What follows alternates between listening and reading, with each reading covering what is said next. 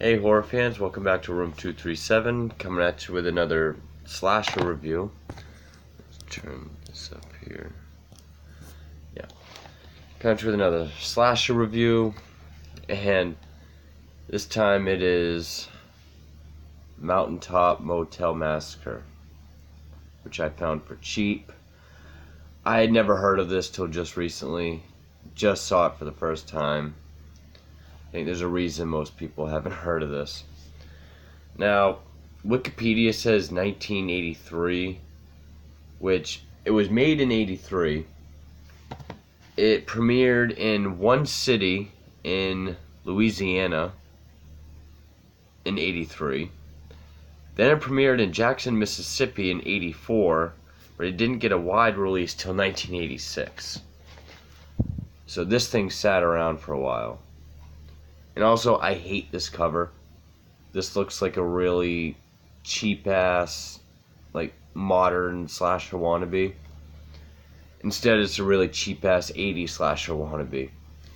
Which actually, the original poster would have been much better.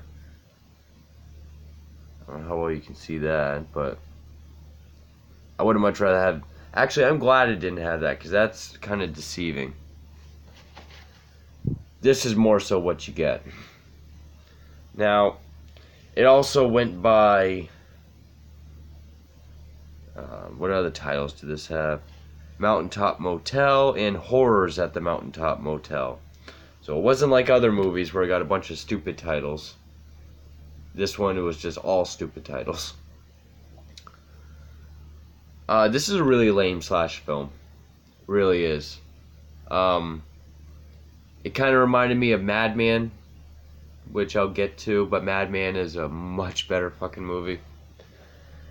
Basically, it takes place in, I think, Louisiana, someplace down south. It's out in the woods. It's a shitty ass hotel. It's probably what most people who haven't seen Psycho think Psycho is like. It opens up with a black and white photo of our lead character, this elderly woman named Evelyn, who doesn't look like that. And it says Evelyn whatever, institutionalized, like committed 1978, released 1981. It takes place in 81. Doesn't say why she's there, doesn't say what she did, what her diagnosis is, why she got released. Just, you gotta know she's crazy. She's out tending the garden, and her teenage daughter, Lori, is in her bedroom with her pet rabbit. And her pet, a guinea pig, I think it is outside in the garden. Now, Evelyn tells her to come get it, but she doesn't, so she kills it with a hand scythe. See a little bit of blood. The hand scythe is the main weapon. So then Lori goes down to the basement and tries to conduct a seance, some sort of black magic seance. But when Evelyn goes down to check on her, she has a mental breakdown, just starts swinging the scythe everywhere, kills Lori by accident. And she's able to convince people, authorities and paramedics, that she had nothing to do with it. It's probably known that she's been institutionalized, and now her daughter's been killed, and they're none the wiser. But anyway. So then it takes place all over the course of a day. And this is why it reminds me of Madman. I mean, Madman was very, very cheap. And it takes place at a campground, but it's very small. You see, like 2 cabins, a rec hall, and an office. This is a house, a shack that says office, and like 4 sheds big enough for like a bedroom and a bathroom that are the hotel rooms. And it's pretty much tenants showing... Oh, and it's $7 a room. So I guess, that's all you need for a room, $7. That's how cheap it is. And pretty much it's just tenants showing up and then the massacre, which I guess technically it is, but I mean, some people might complain about Texas Chainsaw Massacre not having much of a chainsaw massacre, but that movie is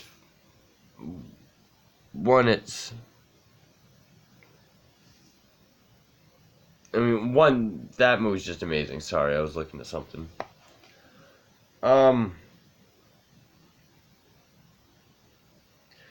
So, like, tenants. You have an obese priest in cabin 1. You have an elderly black handyman construction worker in 2. Newlywed couple in 3. And then this guy who says he works for Columbia Records, who picked up these 2 girls who were cousins after they had a car trouble, who were aspiring singers. It's a subplot that goes nowhere. One cousin is willing to sleep with him just in case he is Columbia, and the other one sort of sees through him. It never says if he is Columbia or not. It goes nowhere. And basically it's just Evelyn fucking with them and killing them. I will say by 1983, when this was made, how many original ideas are there for like a slasher film? Because, I mean, you find out the cellar that Lori was in that she got killed in is not really a cellar. It's a tunnel. Evelyn has tunnels going from the office to every bathroom in of every cabin. And she is going from 1 to 1, letting loose poisonous snakes, cockroaches, rats. She lets them loose in each person's room. And first watching this, I was like, okay. Because one guy gets bit by a snake. And I will say, the welt at first looks like a decent effect. But then when it gets bigger towards the end of the film, it looks really hokey. And then she just lets cockroaches loose in one, rats in another, and I'm just like, is that how she's gonna kill people? Because that's really fucking lame. But no, she has a hand scythe, and for the most part, you don't see much. I will say, there was one where a girl got a hand scythe very quickly.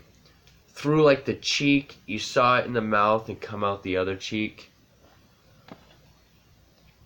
And other than that, there's not much gore effect. I mean, special makeup effects by Drew Edward Hunter. I'm just going to look him up real quick, see what he's done.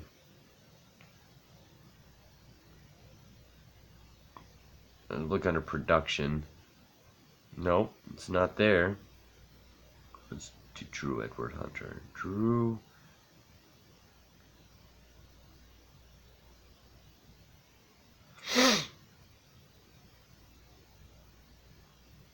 Huh. It doesn't even really give me any... Oh, yeah. Let's look at his IMDb.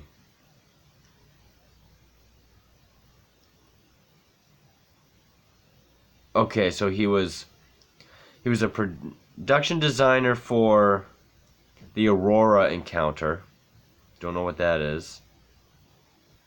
And Mountaintop Motel Massacre. And only did makeup for Mountaintop Motel Massacre. And the ending is pretty... not much to it. It's just... standard slasher fare, just done very poorly and lackluster. Evelyn isn't really a slasher you can either be afraid of or root for. I mean, I don't know how well you can see that. The actress, I mean, because when people go to buy rooms, she's like dozing, like just gazing off. They're like, "Can I buy a room?" Huh? Or she talks very creepy, like, "Newlyweds, huh?" It's like she's hamming it up. Like when she lifts the trap door to let something go in the room, she's doing this crazy like,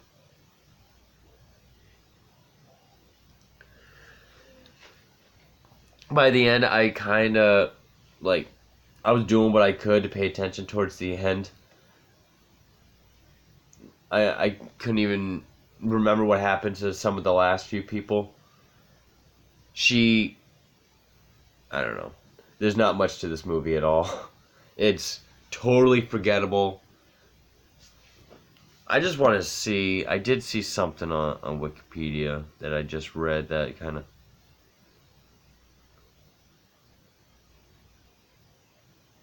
It has in later years been known for its offbeat atmosphere. What atmosphere? I mean, there was one scene that made me laugh quite a bit. When the record, because when she's going through the tunnels, there's cobwebs everywhere. They really make it look old. And she's always going every time she goes down there. When the record label guy goes in there, he asks a couple times to buy a room. He knows that she's kind of off. And if you look, she has a spider web from like her hair down to her shoulder. And before he leaves, he's just like, "Ma'am, you got a spider web." And he just fixes it for her and leaves. And it's just like, you drive out to the woods, deep into the fucking woods, to this dingy, wrong turn looking fucking hotel of little tiny shacks. You walk in there, you just see a woman just staring off into space, and she has spider webs hanging off of her. You really gonna pay for a fucking room? But yeah, I see why this movie is forgotten, why nobody talks about it. I can't believe this has a DVD, yet, like, He Knows You're Alone is hard to find on DVD. Don't Answer the Phone is hard to find on DVD. I find it amazing. Like, I don't know how this... I mean, yeah. Chainsaw Massacre and Halloween had no gore. Madman was low budget in the woods, too. And yeah, you could even tell Madman Mars had, like, a rubber suit on. Like, his feet was like rubber shoes. But at least that had charm to it. It didn't have much blood, but it was still an enjoyable movie. This is just scraping the bottom of the barrel. I mean, is it the worst 80s slasher I've seen? No. But it's down there with, like, Humongous, and I'd have to revisit Return to Horror High. I don't remember that movie that well, but I did all I could to stay focused. The kills are not much. The killer is really lame. I'll give it, it was kind of original having tunnels to each cabin to let something loose in there. But, the rest of the movie wasn't there.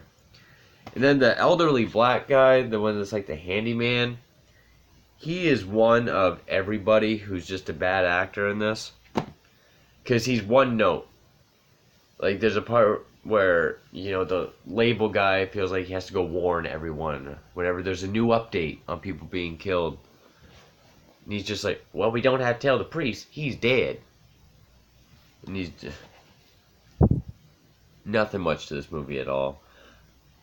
If you have to see every 80s slasher, knock yourself out. But you could easily pass this over and it wouldn't change anything. Yeah. Mountaintop Motel Massacre is not a memorable slasher film. I had to make this video quick or else I would have forgotten about it. Nothing special at all. But for Room 237, that's that.